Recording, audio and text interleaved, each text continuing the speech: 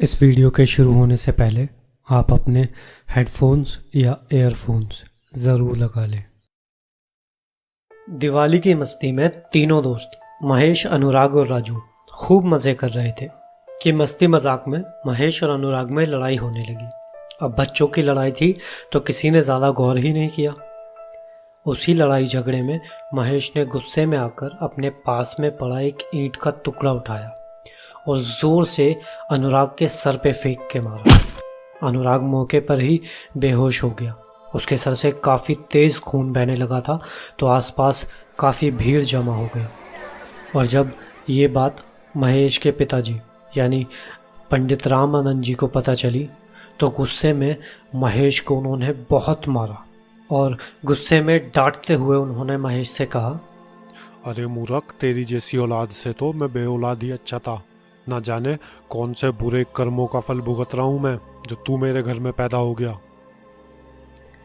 मार से ज़्यादा शायद ये बात असर कर गई थी महेश के दिल पर। उसने रोते हुए अपने आंसुओं को पोंछा और कहा, अगर आपको ऐसा ही लगता है तो मैं चला जाता हूँ यहाँ से, कम से कम आपको तसल्ली मिलेगी। और इतना कहकर वो रोता हुआ अपने घर से दूर चला गया। उसके पिताजी ने इस बात को ये सोचकर टाल दिया कि आखिर बच्चा ही तो है, अभी थोड़ी बहुत देर में वापस आ जाएगा। लेकिन शायद ये उनकी गलत फहमी थी। आज कई हफ्ते हो चुके थे महेश को अपने घर से भागे, और ऐसे ही हफ्ते बदले महीनों में और महीने सालों में। राम आनंद जी दोपहर के वक्त लेटे हुए आराम कर रहे थे कि तभी उन्हें एक आवाज़ सुनाई दी। पिताजी। राम आनंद जी ने आंखें मलते हुए देखा तो सामने एक लड़का खड़ा था जिसने एक बार फिर कहा, पिताजी, ये मैं हूँ, महेश। आज पूरे घर में एक खुशी का माहौल था। महेश एक अरसे बाद घर लौटा था। महेश खाना पीना खाकर अपने कमरे में आराम कर रहा था कि उसे एक आवाज़ आई, महेश।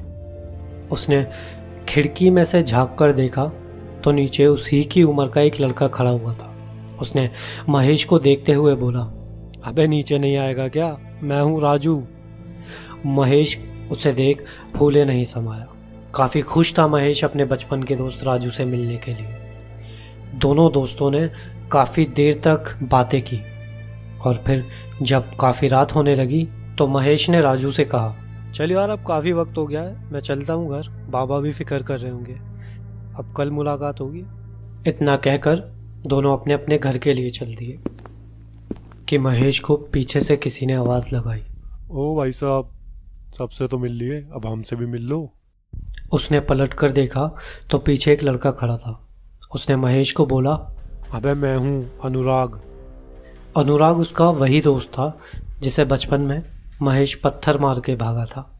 महेश ने उसे देखा और एकदम से गले लगा लिया, और गले लगाते हुए ही महेश ने उससे कहा, माफ़ कर दे यार, मैं तुझे पत्थर मार के भागा था। इस पर हंसते हुए अनुराग बोला, अबे कोई नहीं, होता है। और फिर दोनों ने खूब देर तक बातें की। और जब महेश अपने घर जाने के लिए उठा तो अनुराग ने उसका हाथ पकड़ते हुए कहा, सुन भाई, क्या मेरा एक काम कर देगा तू? हाँ बोल ना, क्या काम है? मेरे माँ बाबा का ध्यान रखिए तू। क्यों, अब तू भी मेरी तरह भाग रहा है क्या गाँव से? और इतना कहकर महेश अपने घर चल दिया।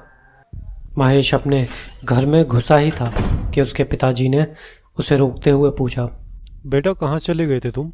महेश ने उन्हें बताया कि अभी थोड़ी देर पहले मेरा दोस्त, मेरे बचपन का दोस्त राजू आया था, तो ज़रा उसी के साथ बैठा हुआ था। और फिर वापस आते में अनुराग मिल गया तो थोड़ी देर उसके साथ भी बैठ गया मैं।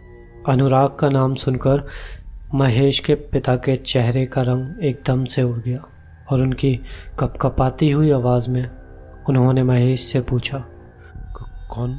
अनुराग? अरे अनुराग, मेरे बचपन का दोस्त, वही जिसे मैं पत्थर मार के भागा था। इस पर गुस्से में चिड़चिड़ाते हुए महेश के पिताजी ने कहा, तुम होश में भी हो? क्या कह रहे हो? तुमने जब उसे पत्थर मारा था तब उसके सर पे बहुत गहरी चोट आई थी और काफ़ी इलाज कराने के बाद भी वो नहीं बच सका। अनुराग को मरे हुए 20 साल हो चुके हैं।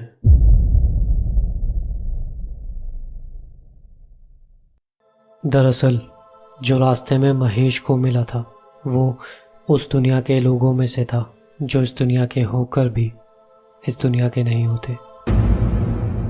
ऐसी ही कहानियों के लिए जुड़े रहिए पुरानी किताब के साथ।